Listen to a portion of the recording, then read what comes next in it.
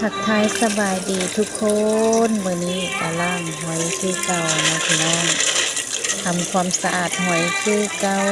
แนวกินบ้านนอกบ้านนาเฮากะสิประมาณนี้เนาะยามฝนกะสิมีประมาณนี้คือเจ้าถ้าสังมาให้มันสะอาดเรียบร้อยแล้วเฮาก็จังค่อยไปต้มนะอันนี้เขาเอิ้นว่าหอยหอมหรือว่าหอยปากตีนเนาะทุกคน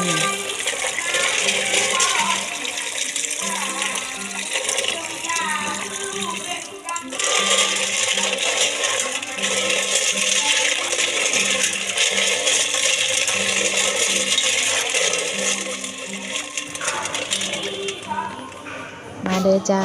มากินต้มหอยน้ำกันหอยปากปีนหรือว่าหอยหอมเนาะกินมันก็สิหอมจักหน่อยเนาะทุกคนสำหรับคนหมักก็สิว่าแซ่บสำหรับคนบ่หมักก็สิว่าบ่แซ่บเนาะทุกคนอันนี้ก็ขึ้นอยู่กับคนหมักคือเก่าคือหลังเนาะพี่น้องพร้อมเสิร์ฟพี่น้องพร้อมเสิร์ฟแล้วเด้อ